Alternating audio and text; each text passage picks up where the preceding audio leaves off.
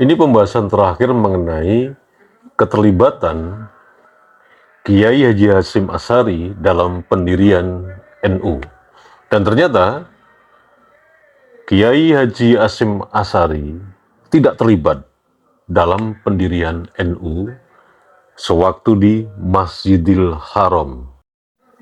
Klaim atas kisah berdirinya Nahdlatul Ulama dari Habib Lutfi yang mengatakan bahwa Kiai Haji Hasyim Asy'ari tidak terlibat di Masjidil Haram saat itu, benar tidak ini?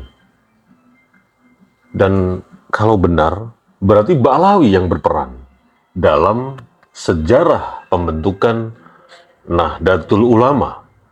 Tapi nanti dulu, jangan terus memframing masalah ini. Kita telusuri dong fakta-fakta yang ada dari berbagai macam referensi sebelum menyimpulkan gitu loh ya. Oke, kita bahas pelan-pelan. Dan ini merupakan tanggapan yang ketiga atau selesai dari pembahasan 3 kali ya. 2 kali udah saya posting di video saya yang lalu, dan ini tanggapan yang paling terakhir sebagai penutup. Oke, kita mulai. Masih sama ditulis oleh Muhammad Ali Rahman.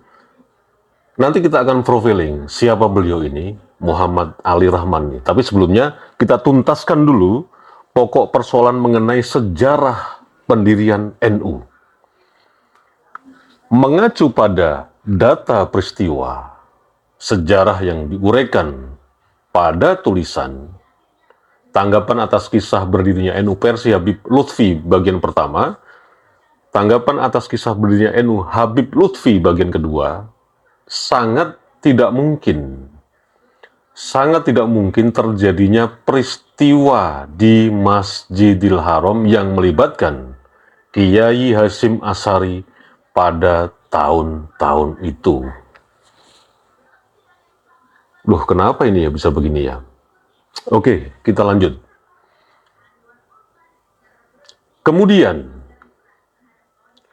untuk memperjelas bagaimana sulitnya transformasi menuju Mekah saat itu, di antaranya kita bisa cermati perjuangan Kiai NU ketika hendak mengirim utusannya ke Muktamar Alam Islami. Langkah awal harus mencari dana yang akhirnya terkumpul sebesar 1.500,28,5 yang waktu itu adalah mata uang Hindia Belanda. Pendanaan siap, dan KHR Asnawi dari Kudus, Jawa Tengah sebagai utusan pun juga siap. Kemudian langkah berikutnya, Kiai Wahab menghubungi perusahaan pelayaran di Tanjung Perak, Surabaya. Ternyata, setelah beliau sampai di pelabuhan Tanjung Perak, kapal yang menuju Arab Saudi sudah berangkat. Maka, gagallah pemberangkatan Kiai Asnawi untuk menghadiri muktamar di Mekah. Nah, ini sudah gagal dalam rangka mengirim utusan Kiai Asnawi ke Mekah untuk menghadiri muktamar di Mekah karena persoalan transformasi, meskipun semua logistik sudah siap. Kita lanjut. Dan 2 tahun kemudian, utusan Nahdlatul Ulama yang diwakili oleh Kiai Wahab dan Syekh Ghanaim baru bisa berangkat. Jadi setelah 2 tahun kemudian, utusan NU untuk muktamar di Mekah itu sudah bisa dilaksanakan dengan mengutus Kiai Wahab dan Syekh Ghanaim. Itu pada 19 Maret 1928 Masehi, dan tiba di Mekah pada tanggal 7 Mei 1928 Masehi. Jadi di tahun yang sama, hanya berbeda bulan. Utusan NU ini pun bukan untuk mengikuti muktamar, melainkan menemui langsung Raja Arab Saudi, Abdul Aziz Al Saud, guna menyampaikan surat dari NU. Jadi mohon maaf, ternyata setelah 2 tahun kemudian gagal mengirim, NU gagal mengirim utusan untuk muktamar. Ini diutus lagi, tapi bukan tujuan untuk muktamar, tapi untuk tujuan lain yang membawa surat dari NU. Kita lanjut. Nah, uraian ini baru persoalan transformasi. Jadi kendalanya banyak sebetulnya. Jadi tidak semudah atau segampang yang dituturkan, disejarahkan di mana-mana tentang pendirian NU ini seperti yang diklaim oleh Habib Lutfi gitu loh. Karena ini persoalannya tidak sesederhana itu. Kita kembali ke persoalan. Jadi urusan transformasi ini memang terkendala. Belum lagi ketatnya pengawasan pihak Raja Abdul Aziz Al Saud terhadap semua bentuk kegiatan Aswada di Hijaz. Pada tahun-tahun itu, sulit melakukan diskusi di Masjidil Haram maksudnya, yang berkaitan dengan Aswada. Satu misal, diinformasikan bahwa surat kabar pewarta Surabaya yang memberikan nasib ulama asal Indonesia, yakni KH Mukhtar, beliau nyaris dihukum mati atau diusir dari Hijaz hanya karena menjawab pertanyaan jamaah mengenai sunnahnya membaca usoli menjelang sholat dengan merujuk pada kitab Tuhfah. Nah, hal-hal yang ya sebetulnya bukan prinsip, tapi karena mungkin situasinya sedang terjadi diskonsentrasi ya, terjadi perang dingin di Mekah mungkin saat itu, akhirnya hal-hal yang kecil itu menjadi ancaman. Contoh, seorang wartawan yang bernama dari pewarta Surabaya bernama Kiai Haji Mukhtar ini nyaris dihukum mati gara-gara cuman masalah bagaimana sunnahnya membaca usoli menjelang sholat. Oke, kita lanjutkan. Nah, berikutnya kita cermati kembali tugas Kiai Hasyim seperti diceritakan Habib Lutfi. Saya ulangi ya. Berikutnya, kita coba cermati kembali tugas Kiai Haji Hasyim Asy'ari seperti yang diceritakan atau disejarahkan oleh Habib Lutfi. Setelah dari Habib Hasyim di Pekalongan, beliau menemui salah seorang gurunya yang bernama Syekh Khalil di Bangkalan. Setelah bertemu, terjadilah dialog. Nah, ini penting sekali pada tahap ini ya. Syekh Khalil ini istilahnya berdialog dengan Habib Hasyim. Nah, begini dialognya. Syekh Kona, laksanakan apa niatmu? Saya ridho, seperti ridhonya Habib Hasyim. Tapi saya juga minta tolong, nama saya jangan ditulis. Kemudian Kiai Hasyim Asy'ari menjawab, loh bagaimana Kiai? Kok tidak ditulis semua? Kemudian Syekh Kona menjawab, kalau mau ditulis, ya sudah nggak apa-apa, tapi sedikit saja. Nah, di luar konteks ketidakmungkinan seperti yang penulis urai tadi, keterangan dan rangkaian kalimat ini ganjil dari sisi tata krama ataupun dari sisi fakta. Jadi kembali lagi ke adab dan ke kejadian yang sebenarnya. Bagaimana penjelasannya? Oke, yang pertama, Syekh Khalil adalah guru Kiai Haji Hasyim Asy'ari.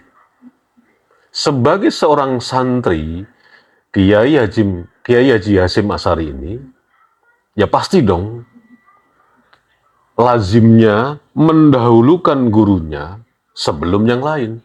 Namun dalam cerita itu yang diceritakan oleh Habib Lutfi, Kiai Haji Hasyim Asy'ari menemui Habib Hasyim terlebih dahulu, baru ke Syekh Qona. Nah, secara geografis pun jarak tempuh dari Tebuireng itu lebih dekat dari Bangkalan ketimbang ke Pekalongan.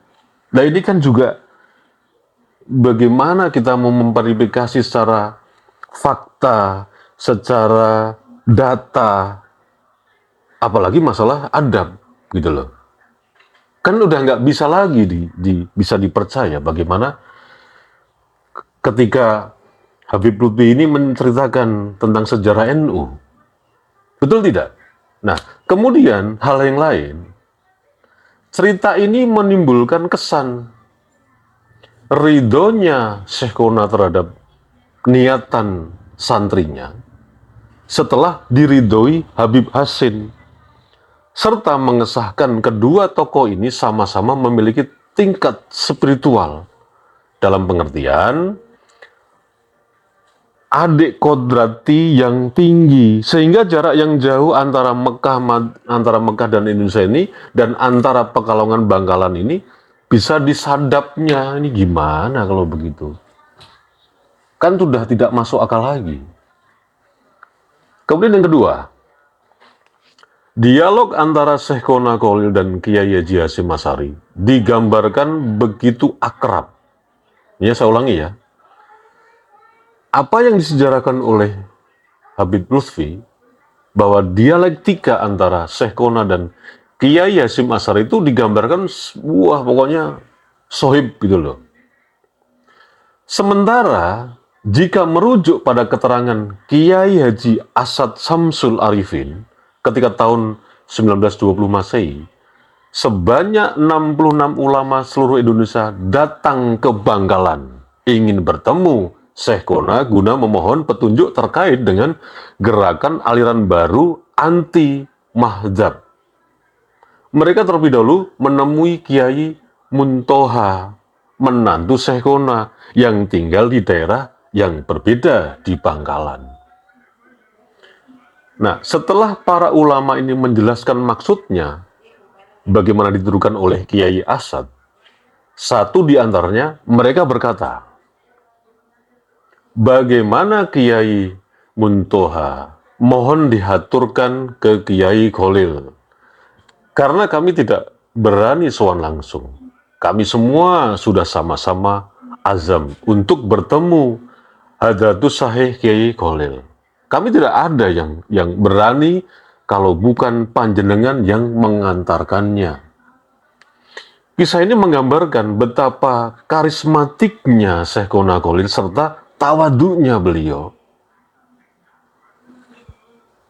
di antara para ulama saat itu. Kemudian yang ketiga, cerita ini terbalik dengan keterangan Kiai Haji Asad Samsul Arifin, di mana Kiai Haji Hasyim Asy'ari yang datang menemui Syekh Qona menyampaikan amanat dari ulama di Haramain. Sedangkan dalam keterangan Kiai Asad, beliau diutus Syekh Qona untuk menemui Kiai Hasyim Asy'ari yang menjadi jawaban dari istiqorohnya berkenan dengan gagasan akan membentuk wadah bagi ulama aswaja seperti uraian di atas. Kemudian yang keempat, terkait dengan narasumber Kiai Haji Asad Samsul Arifin adalah santri Syekh Qona, pelaku peristiwa, atau istilahnya ini adalah tokoh historinya, menyampaikan sendiri kisahnya, dijelaskan dengan tahun peristiwanya, dan termasuk juga pendiri NU. Secara data, keterangan Kiai Asad ada bukti rekamannya. Bahkan tidak hanya satu kali kisah itu disampaikan. Setidak-tidaknya yang penulis tahu ada 2 rekaman. Walau redaksinya agak berbeda, tapi intinya sama. Kisah itu juga pernah disampaikan ke Khairul Anam ketika mewawancarai untuk materi buku Pertumbuhan dan Perkembangan NU. Sedangkan keterangan Habib Lutfi, nih ya, saya ulangi ya, Sedangkan keterangan Habib Lutfi yang katanya didapat dari Kiai Irfan tidak dilengkapi dengan penjelasan siapa tokoh Kiai Irfan yang dimaksud. Apakah beliau terlibat langsung saat peristiwa di Masjidil Haram tersebut sehingga mengetahui kisahnya? Apakah semasa dengan Syekhona Khalil dan Habib Hasim dan seterusnya dan sebagaimana dan sebagainya? Terlepas Kiai Irfan, yang pasti keterangan Kiai Asad Samsul Arifin yang runutannya jelas dan selaras dengan data-data tertulis tentang pembentukan NU, sehingga memenuhi ilmiah atau memenuhi syarat ilmiah dalam standar penulisan sejarah. Nah, dari uraian semua di atas menjadi jawaban. Mana yang bisa diterima, mana yang tidak. Adapun keterangan, ini ya, dan ternyata sejarah tersebut juga dicatat oleh Gus Dur. Kiranya tidak perlu diurai lebih lanjut, sebab tidak ada penjelasan. Dicatat dalam bentuk apa, di mana, dan seperti apa rinciannya.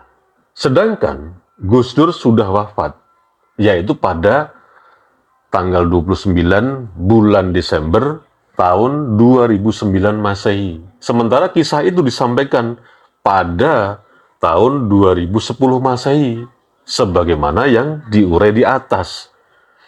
Namun demikian, jika Habib Lutfi sebagai sahibul kisah memiliki bukti materi yang kuat dari apa yang dikisahkan, sebaiknya didiskusikan dalam forum ilmiah dengan melibatkan berbagai pihak, terutama para penulis sejarah NU yang selama ini menjadi rujukan. Dengan demikian, akan lebih jernih dan jelas, sehingga tidak timbul kerancuan yang ujungnya bisa saja dapat mengaburkan sejarah NU dari aslinya.